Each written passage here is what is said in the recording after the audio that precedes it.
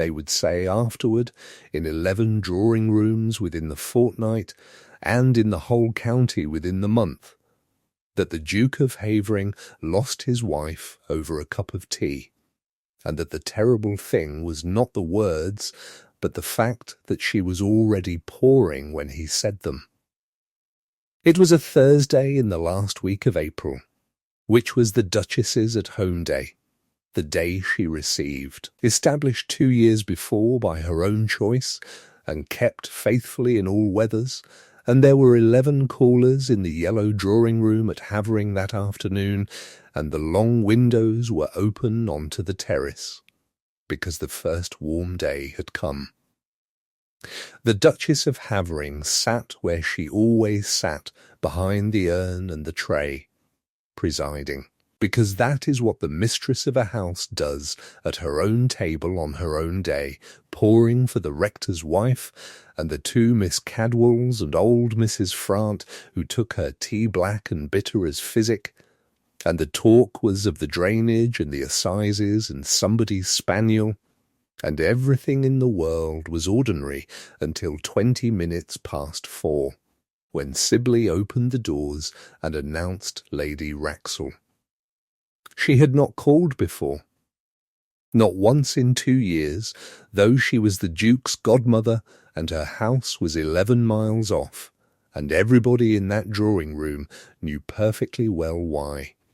And everybody was far too well bred to be looking at anything except their own cups as she came in. She was 73, upright as a chimney, and she came the length of the room and gave the Duke her hand and said what a pleasure it was to see him grown so consequential, and then turned and looked at the woman behind the tea-tray and said, in a voice of great and general kindness, "And here is Ames." "How very well you look, Ames. I declare the colour of that gown quite suits you." Ames, Francis Ames, had been paid £20 a year in that woman's house for 5 years to be called precisely that, to fetch the shawl and read the sermons and turn the music and be, in every way that mattered to the arrangement, furniture with a Christian name that was never used. The room heard it. The rector's wife set down her cup with the smallest click in the world, and the Duchess of Havering, who had been addressed by her own surname in her own drawing-room in front of 11 of her neighbours, inclined her head and said, "Lady Wraxall, you are very welcome. Will you take tea?" And that was the whole of it, and it would have passed, it would have been a thing gossiped over for a week and forgotten in a season, if her husband had said nothing at all. He was standing by the window with his hands behind his back. He was 36 years old, master of Havering and of 14,000 acres, and he wanted from that old woman exactly 2 things: the interest at the coming election and her forbearance over the Cattersley School. And he had been dreading this call for 2 years, and now his godmother turned her head very slightly toward him with her eyebrows up, in the particular attitude of a woman waiting to see whether a boy she has known since his christening will remember what he is, and the Duke of Havering. In a voice that carried the whole length of that room, and did not catch on a single syllable, said, "Francis, pour for our guest." 4 words, and one of them her name, and the whole of the cruelty living in the arrangement of them, because his wife was already pouring, had been pouring for 40 minutes, was the only person in the room whose office it was to pour. It was not an instruction about tea. There is no version of that sentence which is about tea. It was a reassignment, made aloud before witnesses, of a woman from the head of her own table to the position she had occupied in that old woman's house for £20 a year, and every soul in the room understood it. And understood, too, that it had been said to buy something, and 1 or 2 of them, the sharper ones, had time to feel sick before the Duchess answered. She did not answer. She poured. And if you have ever been made small in a room you were the mistress of, by a person who once paid you to be invisible in it, and been made small by the one voice in the world you thought was on your side, then you already know exactly what was in that woman's hands as she lifted the pot, and you will not need this story explained to you so much as confirmed. If you know that feeling, tell me in the comments where in the world you are listening from, and stay with me, because what she did next was not a scene, and it was not revenge, and the county waited a year for both and got neither, and it cost the Duke of Havering the only thing he had never in his life been willing to spend. She poured the tea. She poured it perfectly. 2 lumps, and the cream in the cup first, before the tea, which is not how it was done at Havering, and is how it had been done at Wraxall Park every afternoon for 5 years. And she carried it across the room herself, and set it in the old woman's hand, and said, quite clearly, and with no edge on it whatsoever, 2 lumps. And the cream first, my lady. I have not forgotten. Then she went back to the table and set the pot down on the trivet and adjusted it a quarter turn so the handle stood square, the way a servant leaves a thing for the next person to use. And then the Duchess of Havering curtsied. Not the small inclination of a hostess. The other one, the deep, brisk, unmistakable curtsy of a woman in service, delivered first to Lady Wraxall, and then, turning to her own husband, holding it a half-second longer than any of the 11 witnesses could bear, and she said, Your Grace, and walked out of the yellow drawing-room and closed the door behind her without any noise at all. Mrs. Frant, who was 80 and had buried 2 husbands and feared nothing on earth, said into the silence, Well, nobody else said anything for a considerable time. Upstairs she rang for her woman Kirby and changed, and Kirby said afterward that her mistress's hands were perfectly steady on the buttons, and that she had asked, twice, in an ordinary voice, whether the carriage had been ordered, and that this was the only sign, because Frances of Havering never in her life asked anything twice. She took the small brown trunk she had come with. She took her father's watch and her own money, £42 in a leather bag, earned before her marriage and never touched since. She left the pearls in their case on the dressing table, and the sapphire drops, and the diamond arrow he had given her at Christmas laid out neatly, not tumbled.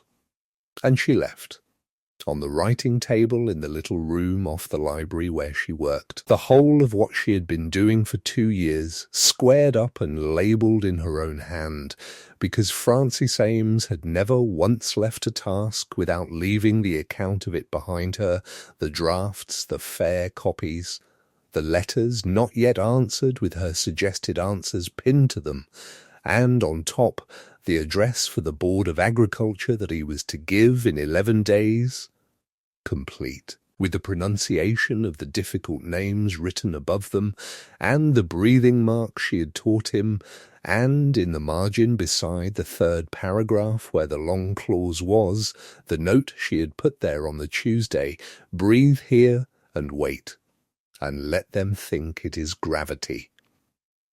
It was the last thing she wrote in that house. She took the carriage, because it was 5 miles to the turnpike and she had a trunk, and because she had never once been petty in her life and saw no reason to begin on foot.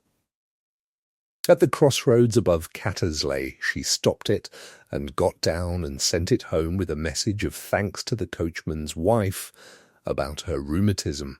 And she stood at the top of the hill in the April dusk with her trunk beside her, looking down at the village she had been born in, at the church and the schoolhouse and the smoke going up straight in the still air.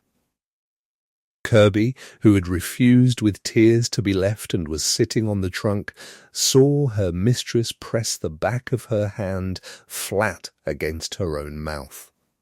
Once, for the space of perhaps 3 heartbeats. Then she picked up the smaller bag and said, "Come along, Kirby, Mrs. Pargeter will give us beds, and there is no sense arriving after they have gone up." To understand what the Duke of Havering spent that afternoon, the story must go back to a schoolhouse with a green door at the bottom of Cattersley village, and to a man named Josiah Ames, who taught 40 children their letters for 31 years and went blind doing it.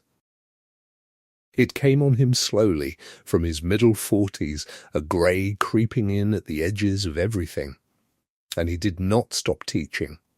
Because there was nothing else, and because he was stubborn, and what he did instead was to take his only daughter out of the back of the schoolroom at the age of 11, and make her his eyes, and then, by degrees, neither of them noticed, his hands and his memory and his voice.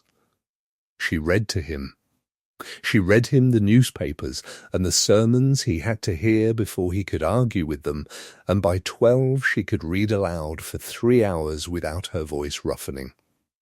She wrote for him, his letters, his returns to the diocese, his orders for slates and copybooks, and then, as the grey closed in, his lessons themselves, which he composed in his head at night and dictated to her in the morning, so that from the age of 14 Francis Ames was writing, in another person's voice, words that other people would hear and believe to be his. And because a blind man cannot look at a page to remember what he has to say, he taught her the whole apparatus of a memory that carries speech without paper.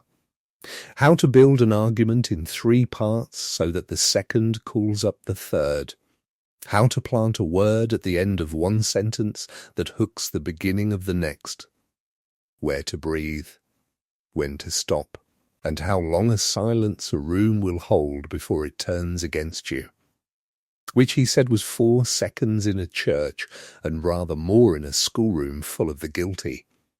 He died when she was 21.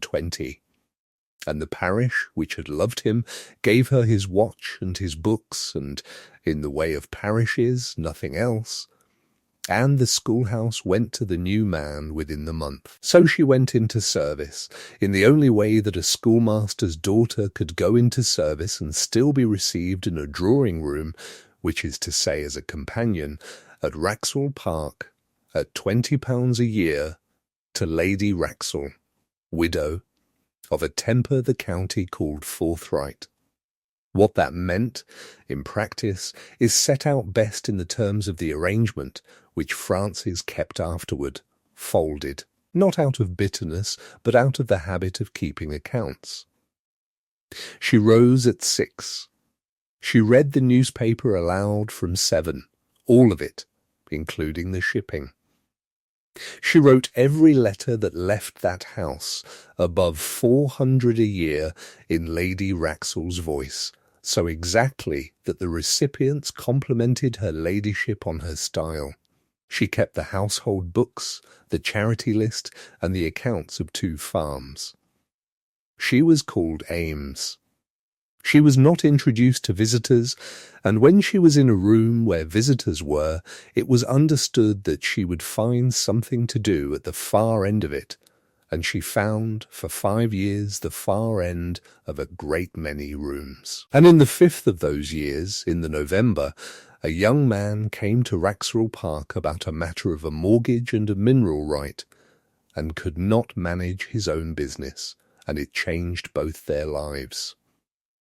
Lawrence, Duke of Havering, was then 34, and had been a duke since he was 19, and he came because his godmother held a charge on land he needed to sell, and he sat in that morning room with his hat in his hands, and could not get past the first hard consonant of the word conveyance. Francis Ames was at the far end of the room, at the writing table, where she had been put. She watched the old woman wait, with her chin up, in the exact attitude in which a certain kind of person waits for a stammer to finish, which is the most expensive silence in the world. She watched the young man's throat work. She watched him give it up in the end and say cold as a stone, "It is in the papers. My man will wait upon you, and get up and go." And she thought nothing about it beyond a general and unremarkable pity until she was told to write the answer. She wrote it. 2 paragraphs refusing him, and she wrote at the bottom, because she was 26 and had been furniture for 5 years and had that morning a small unaccountable fit of insurrection. A 3rd paragraph that was not dictated, which put the case for the sale in 3 parts, the second calling up the 3rd, with the whole of the arithmetic in it, and she carried the letter to Lady Wraxall to be signed. And Lady Wraxall, who never read what she signed because that was what Ames was for, signed it. The Duke of Havering read that letter 4 times. Then he wrote back, not to his godmother but to the house, a single line addressed to whoever had written the 3rd paragraph, asking whether the writer would consider the objection he now set out, and enclosing it. And Frances Ames, standing in the passage with a letter in her hand addressed to nobody, went to the writing table and answered it. That was how they courted, if it can be called courting, and neither of them ever called it anything at all. 11 weeks of letters, 2 and sometimes 3 a week, on drainage and tenancies and the mineral right, and then, gradually, on other things.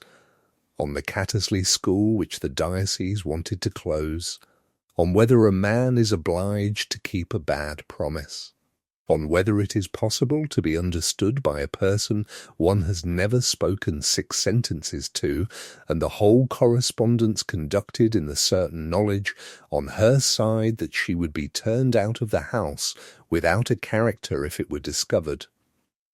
He proposed in the 12th week, on paper, in 9 words, and she accepted him on paper in 4. And the county was told that the Duke of Havering had married his godmother's companion, and the county said what counties say.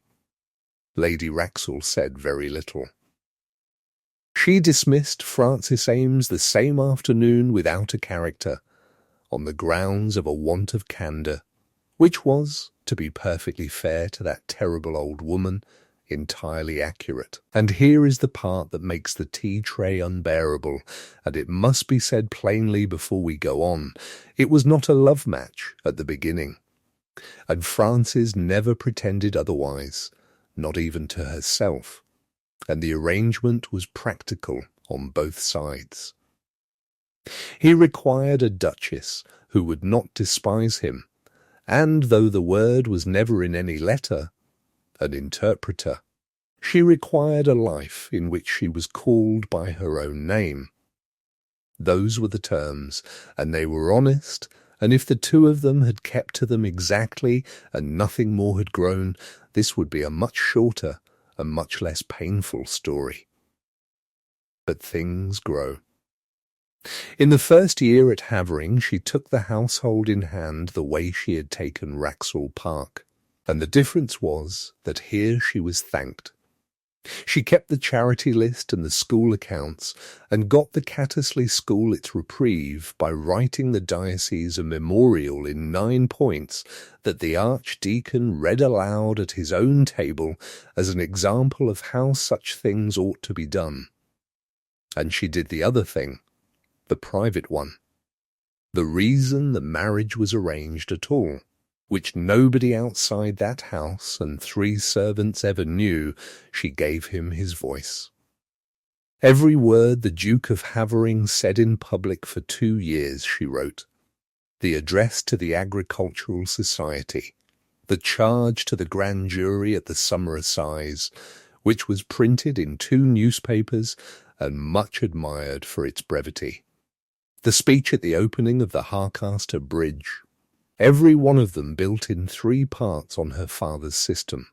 the second calling up the third, with the hard consonants worked out and replaced where they could be replaced, and the breathing marks put in, and the difficult names written above themselves in the way a blind man's daughter had learned to do it, and every one of them drilled with him in the little room off the library at 7 Inn.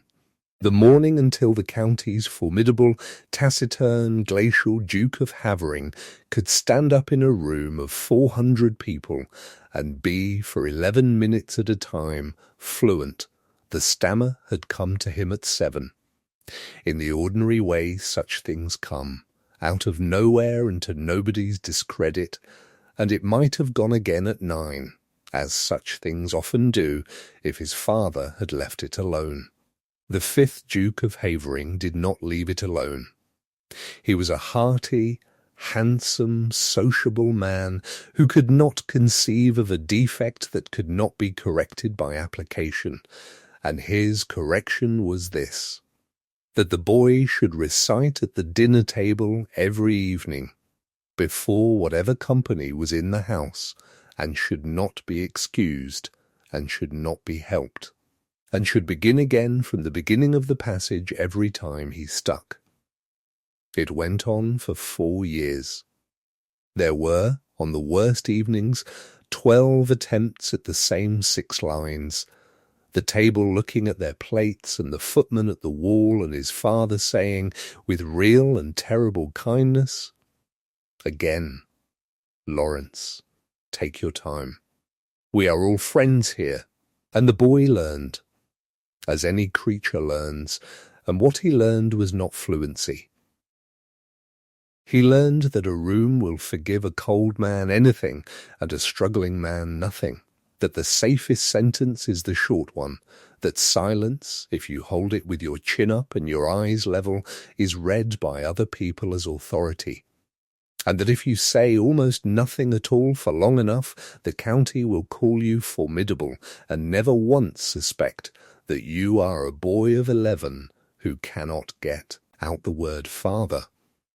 By 20 he had built the whole apparatus, the brevity, the flat carrying voice pitched low where the blocks came less, the habit of standing at windows with his hands behind his back, the coldness he wore the way another man wears a greatcoat, and the private, exhausting labour of substituting one word for another half a second before he reached it, all day, every day, for 25 years. And here is the cruel arithmetic of it, and it is the hinge of this whole story. The block came on the words he cared about. It came on names, on thanks, on apology, on anything he wanted. It never came on refusal, it never came on a command. A man who cannot say, "I am glad you have come," can say, "Get out like a bell." And the Duke of Havering knew that about himself, and had known it since he was 14, and it was the thing he hated most in the world. Which is why the 2 years of his marriage frightened him so badly. Because they were good. He had not expected them to be good, he had expected an arrangement, competently kept. What he got was a woman across a breakfast table who did not wait for him with her chin up, who simply went on buttering her toast at the ordinary speed while he got to the end of whatever he was saying, and who, when he stuck, did not supply the word, which he could not have borne, and did not look away, which he could not have borne either, but only waited the way you wait for a person to find a glove. And by degrees, the way a frost comes off a field, the blocks got fewer with her. In the first autumn she wrote out for him, in a fair round hand on a card, the 4 or 5 things a man in his position must say every day: "Good morning, thank you, I am obliged to you, I do not agree," and made him say them to her, badly, 40 times, until they came. And then she burned the card in the grate, and neither of them mentioned it again. In February he said her name without sticking, for the first time, across the estate office, over nothing at all, over the price of lime, and she looked up, and he looked back, and neither of them said anything, and both of them knew exactly what had happened. Item, one name. In the spring of the second year came the wee, in the little room off the library where they worked at 7. Over the draft of the address on the tithes, not I cannot say this, but we shall want a shorter clause there, or I shall be standing in front of them like a stopped clock, and it was the first joke of his adult life. And she laughed out loud, and he sat looking at the paper for a moment with an expression his secretary would not have recognized. And by that last winter there were evenings, 3 or 4 of them, when he came into that room at 7 and did not work at all, and simply talked to her, unprepared, without a text, badly, for an hour, about his brother who had died, about the recitations, about what it is like to be 19 and a duke and unable to give an order aloud. And those 4 evenings were the whole of his life's confession, and she never told a living soul about any of it. Not then, not afterward, not even when it would have paid her to. There was Pen besides, Penelope, 9 that year, the daughter of his dead sister, at Havering since she was 6. A sharp, watchful, freckled child who stammered exactly as he had stammered and who had been, before Francis came, in the process of being turned into another cold person by exactly the same manufacture. The Duchess got hold of her in the first month. She never once told the child not to stammer.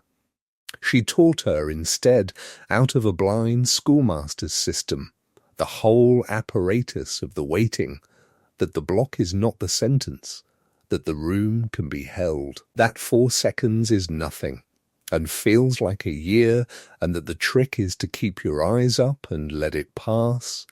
And by that April, Pen could get through the grace at table with her chin level while a room of adults waited, which is a thing that had taken her uncle 35 years and a wife to learn. He watched that happen. He watched it every day for 2 years, and he understood, in a way he never put into a sentence until the Shire Hall, that the woman writing his speeches was undoing his father, 1 child at a time. And then Lady Wraxall wrote to say she would call. She had her reasons, and they were not complicated. She was 73 and she had governed that division of the county for 40 years. And there were 2 things going on in it that spring. The first was that the interest at the coming election was hers to bestow, and the Duke wanted it.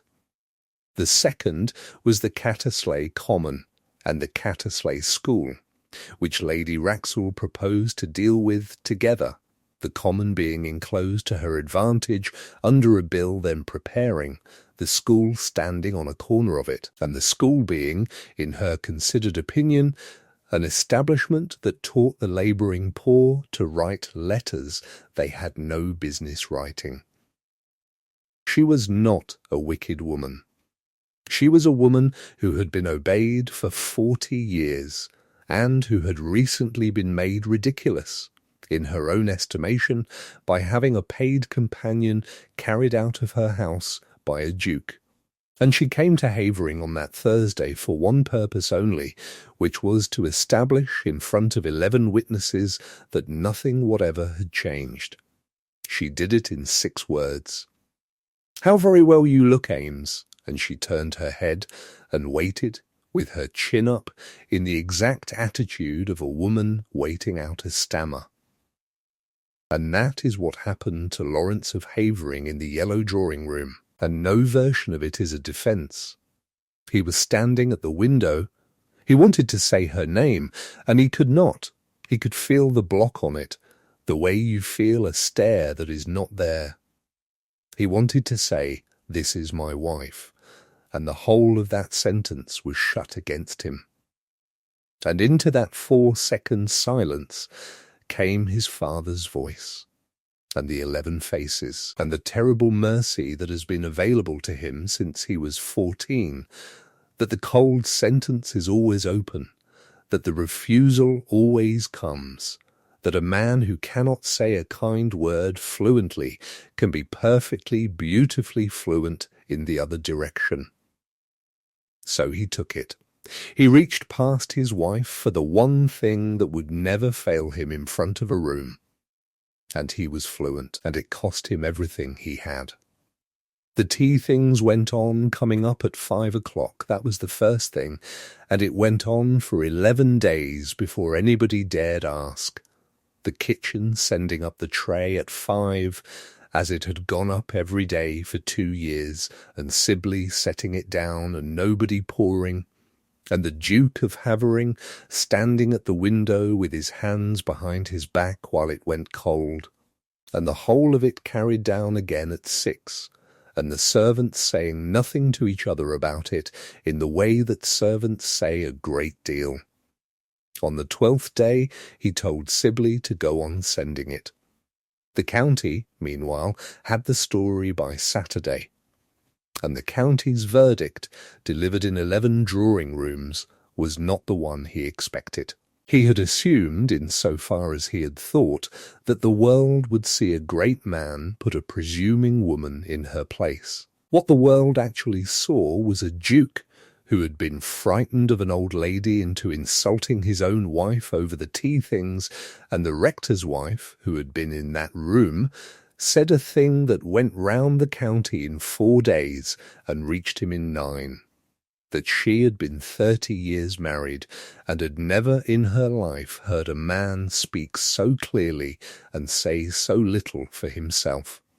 He went up to London on the 2nd of May and gave the address to the Board of Agriculture.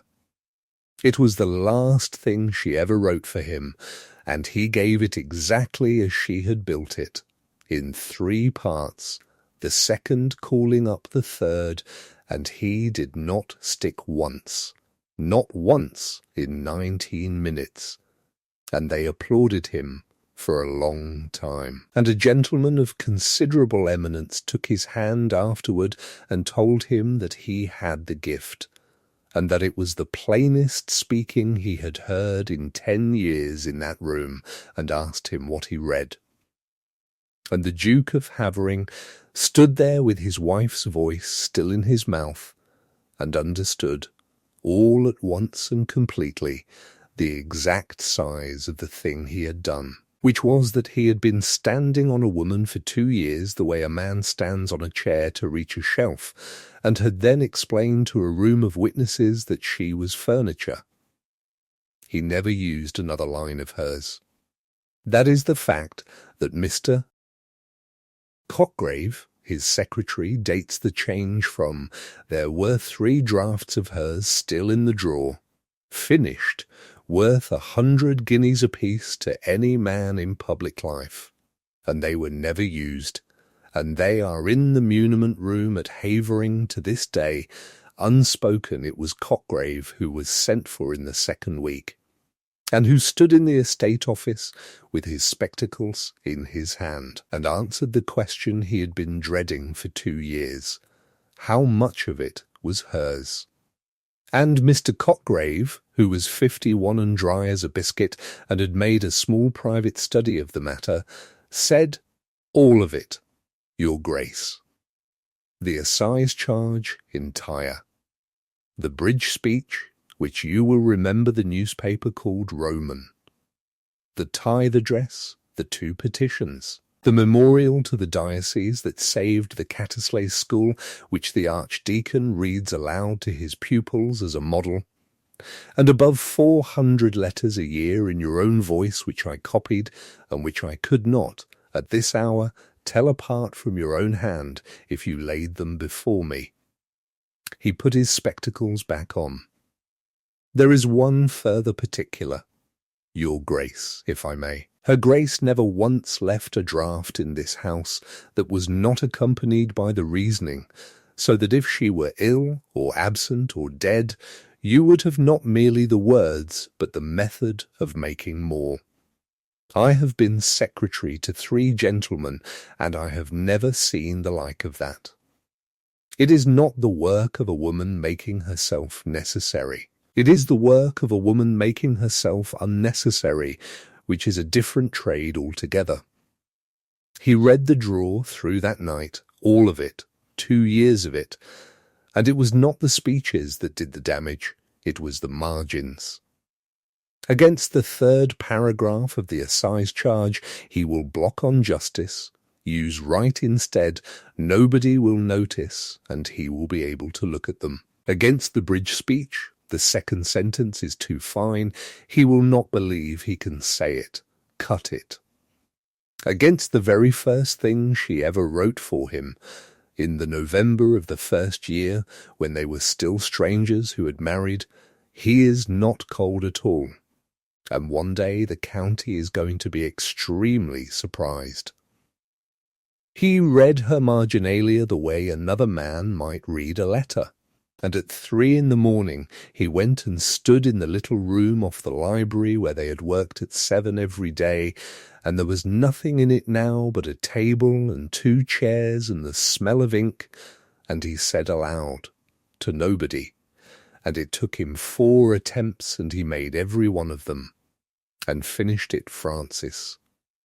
I am sorry. Nobody heard it. That is the point of it. The truth-tellers arrived in the usual order, which is to say the old woman first and the child last. Lady Augusta Havering, his father's sister, 9 and 70, arrived in the middle of May with 2 boxes and a bad hip, and took 3 days to consider before she said anything at all, and then said it at dinner with the servants sent out. I sat at that table, Lawrence. I sat at it for 4 years, while my brother made you say the same 6 lines 11 times over in front of the Bishop of Carlisle, and I did nothing. Because he was the Duke, and I was a spinster with 200 a year, and I have thought about it every week for 30 years, and I shall be thinking about it when I die. Your father took your voice off you in public because he was ashamed of you, and on Thursday you took your wife's place off her in public because you were ashamed of yourself. It is the same crime, my dear, committed by the same family, in the same county, in front of the same sort of people. The only difference, and it is the only mercy in the business, is that she can write her own. She took a little wine. You have spent 25 years being formidable, which is a very expensive way of being frightened. I should try being intelligible. It is cheaper and it lasts. But it was Penn who put the knife exactly where it belonged, in the last week of May, in the schoolroom, where he had taken to going, because there was nowhere in that house that did not have a chair in it that Francis had sat in. The child was 9, and freckled, and had been very quiet for a month, and she asked her question in the flat, unanswerable voice of somebody who has worked the sum and finds it prove. Uncle Lawrence, when you said it to her, did it stick? He said, after a moment, no, Aunt Frances says it only sticks on the things you want to say. She was looking straight at him with her chin up, which was a thing Francis had taught her, and she took her 4 seconds, and she used them, and she finished it. So it didn't stick. So you wanted to say it. That's what it means, doesn't it? Everything you ever wanted to say to her got stuck, and that one came straight out, and now she's gone, and the tea comes up every day, and nobody pours it. She got down off the bench and made her curtsy, having been taught it by the woman under discussion. I want her back. I don't want to be the only one here who waits. In Cattersley, meanwhile, a card had gone up in the window of the post office, which was also the shop and the parcel office, and the only place in the village where anything was ever pinned, and it said, in a plain round hand that a good many people in that village had learned their own letters from, F. Ames, letters written A&D read. Petitions, indentures, memorials, applications, a penny the letter. Wednesdays, A&D Saturdays, or by appointment. She took the back room behind the shop from Mrs. Pargeter for 2 shillings the week, and a table and a chair and the light from the yard, and she opened it on the second Wednesday in May, and the first through the door was a carter's wife with a son in a regiment in the Indies, whose last 3 letters she had not been able to answer, and who cried so much that the letter took an hour and a half, and who was charged a penny. By the end of June there was a queue on Wednesdays. She wrote to the regiments and the workhouse guardians and to sons in Manchester who had stopped writing. She wrote apprenticeship indentures and read out the terms twice, slowly, including the parts the master would rather have gone by. She wrote a will for old Sam Hollis in his bed and made the 2 witnesses stand where they could both see his hand move. She wrote applications for places and taught the applicants how to say aloud what she had written, and she wrote all summer a great many appeals about the common. And she was, for the first time in her life, entirely and openly herself, which is to say she was Ames, the schoolmaster's daughter, at a table, doing the only thing she had ever been able to do. For people who said thank you and meant it, and if the whole of that village knew perfectly well that the woman charging them a penny was a duchess, not one of them ever said so within her hearing, which is the most eloquent thing Cattersley has ever done. She did not weep. Kirby, who slept in the next room, said only that the candle went out late, and that some nights her mistress wrote letters that were not for anybody and burned them in the morning, and that on the Thursday afternoons, at 5, wherever she was and whatever she was doing, she was very quiet for about a quarter of an hour. Lady Wraxall's business proceeded meanwhile, and it proceeded confidently, because it always had. The bill for the enclosure of Cattersley Common was to be supported by a petition of the principal proprietors, and the school, which stood on the corner of the common with its green door, was to come down, that corner being wanted for the new road.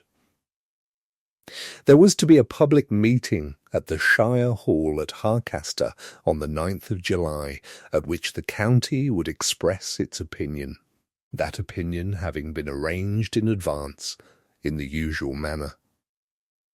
In the last week of June she sent for her godson, and he went, and the interview was short. She had the interest at the election in one hand and the Cattersley business in the other, and she made the connection between them with the plainness of a woman who has never once been refused. And she finished by observing that the unpleasantness in April was much regretted, that these things blow over, and that she had always thought Ames a very capable person in her proper place.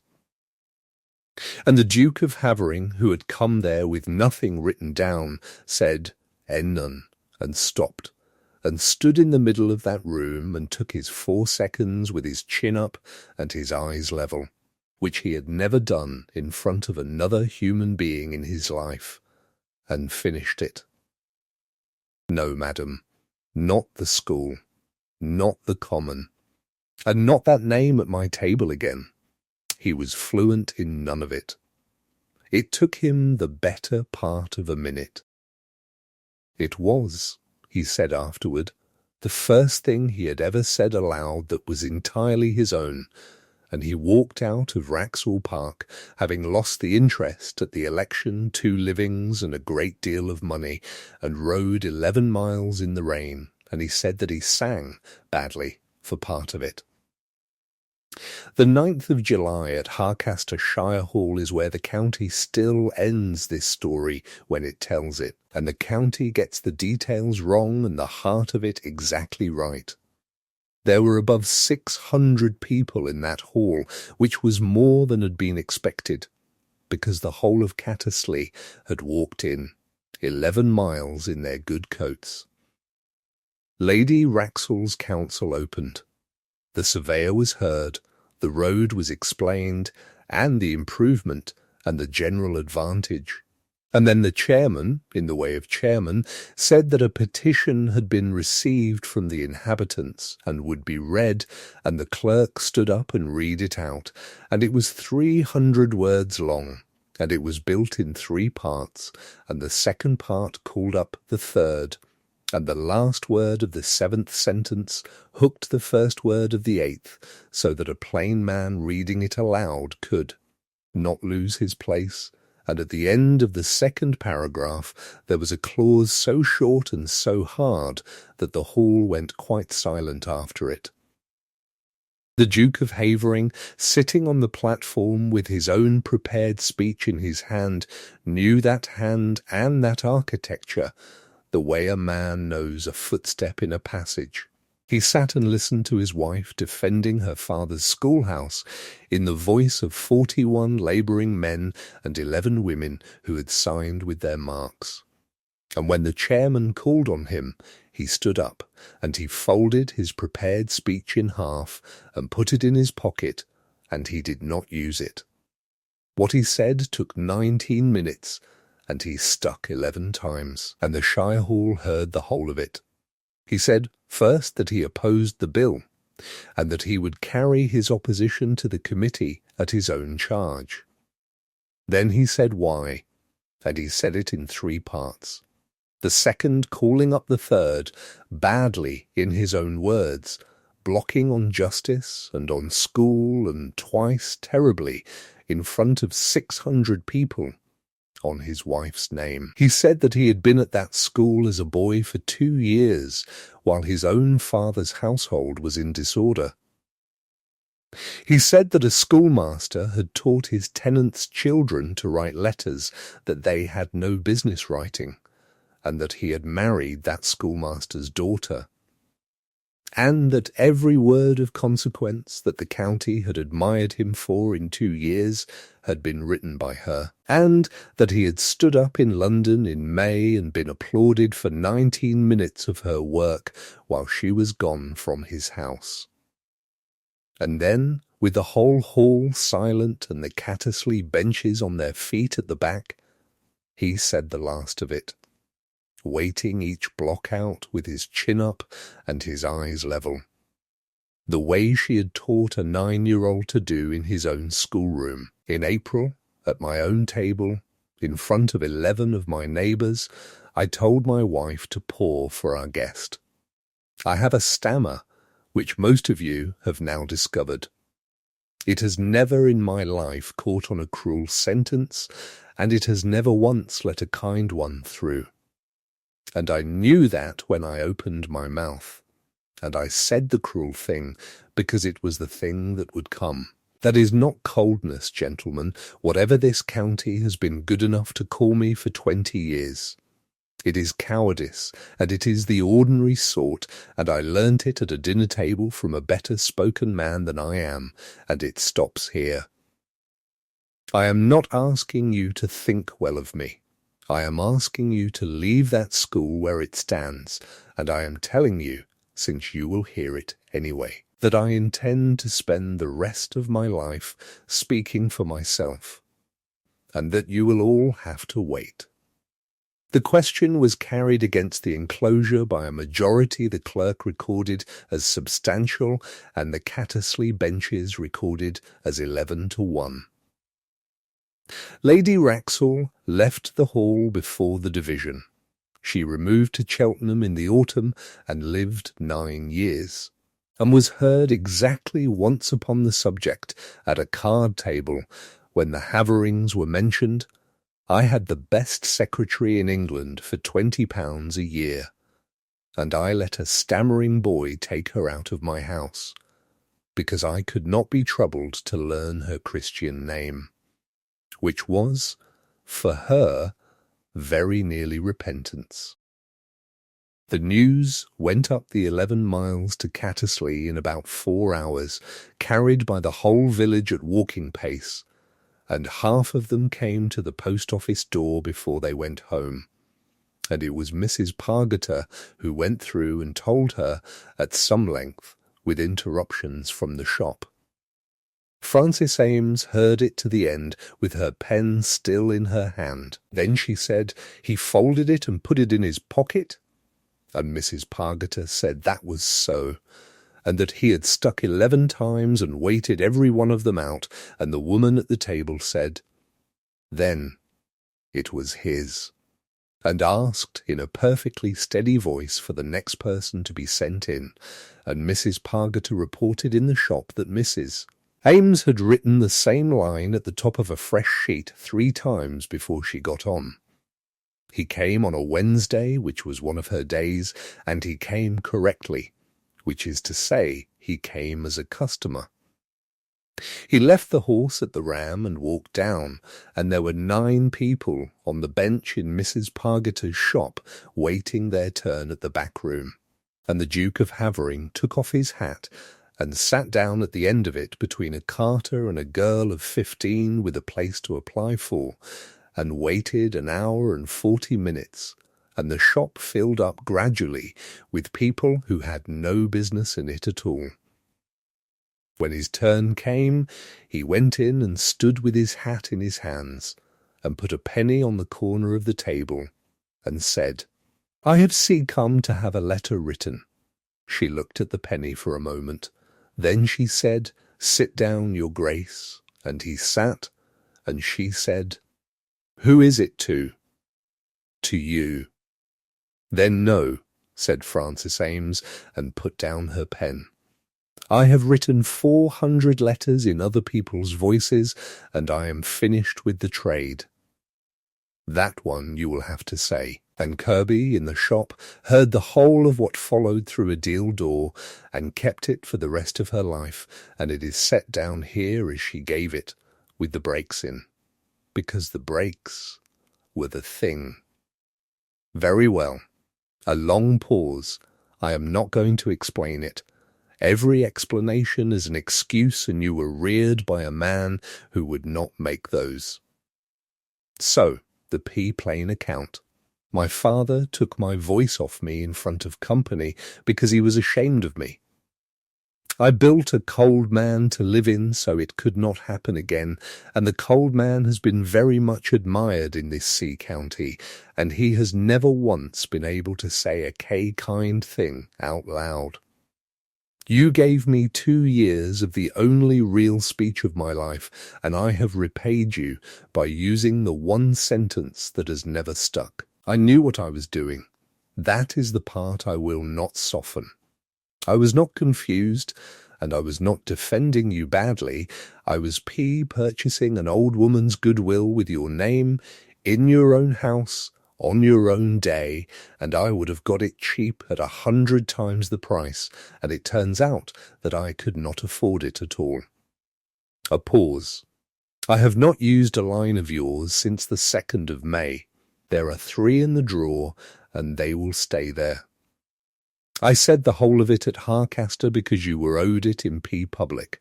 This is the other half, and it is harder, and this is it. I am sorry, Frances. It has taken me 35 years to be able to say a sentence like that at all, and I find that I can say it, and that it is not even difficult, and that the only thing I ever needed was somebody in the room who would let it take as long as it takes. He turned the hat once. I am not asking you to come home. I am asking what payment looks like. She was quiet for a moment. Then she spoke in the voice the village called her writing voice, level, unhurried, 1 clause at a time. 4 conditions, and I will not bargain over any of them. First, and this is the one that matters, I will never write another word for you to say. Not a speech, not a charge, not a letter. I will help you build them at that table as a man's wife and not as his ventriloquist, and you will stand up and say your own bad plain sentences and let the county wait, because the reason you could give my place away in front of 11 people is that I had made myself into something with no place in it, a voice with no chair. That was my doing as much as yours, and I am not doing it again. Second, I am the schoolmaster's daughter. You will not apologize for it, and you will not hide it. Ames is my father's name, and it is a good one, and I have been prouder of it in this back room than I ever was of the other. Third, my at-home day is mine. That room, that table, that pot. Lady Wraxall or anybody else living comes into it if I ask them and not otherwise, and no person in the world reassigns my office in it, and if you ever want me to move, you will ask me privately, and I may say no. Fourth, you will wait.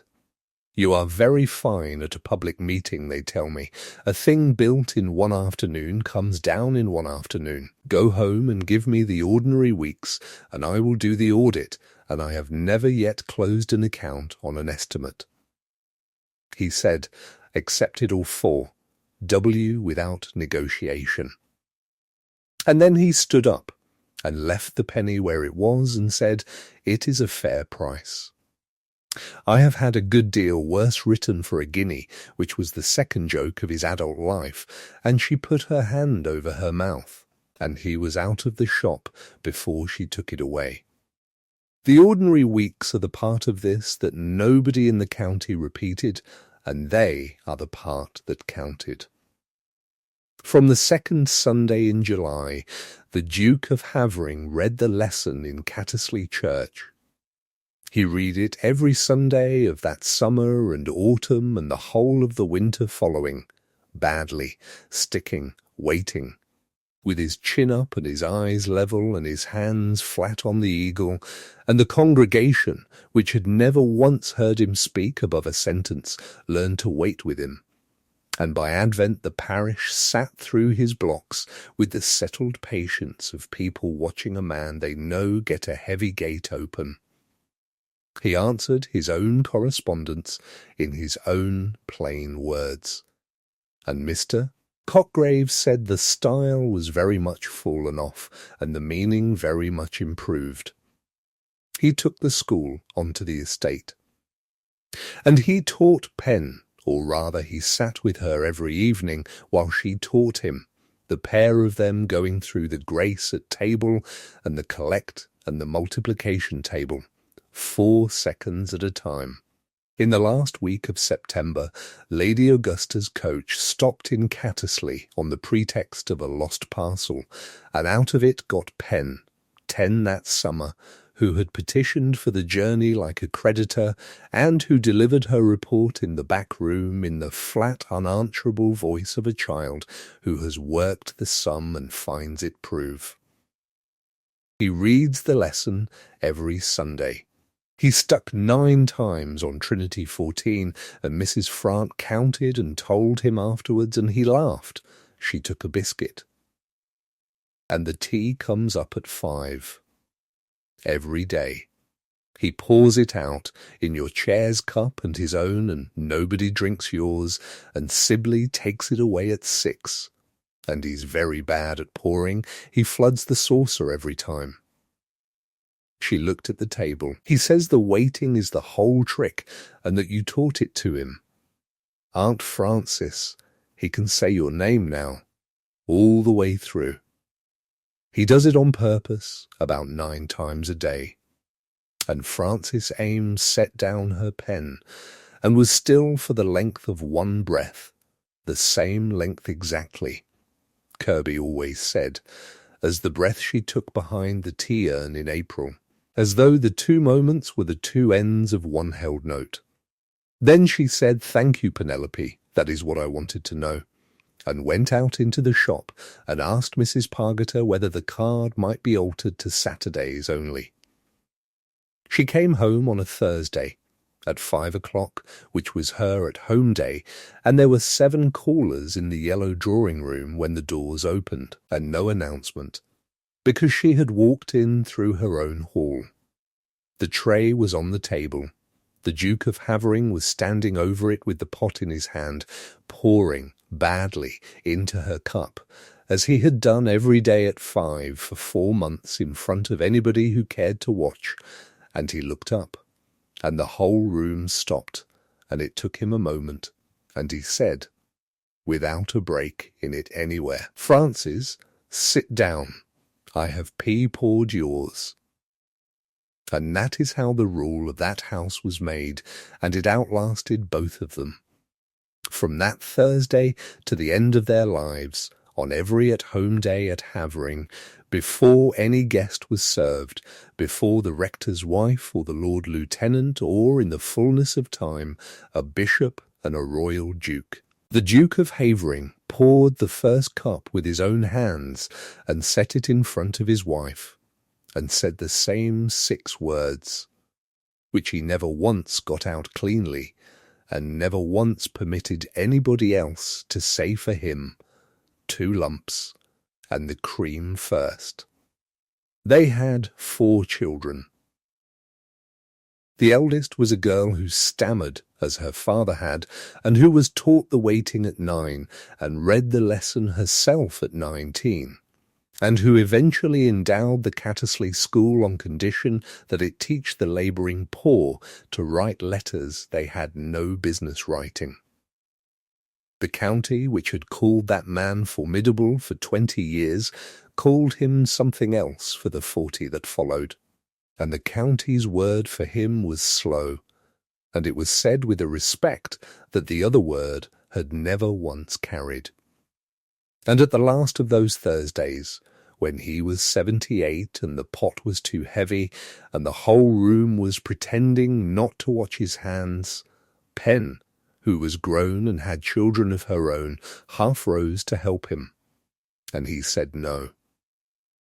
He got it poured. He flooded the saucer, as he had flooded it for 40 years.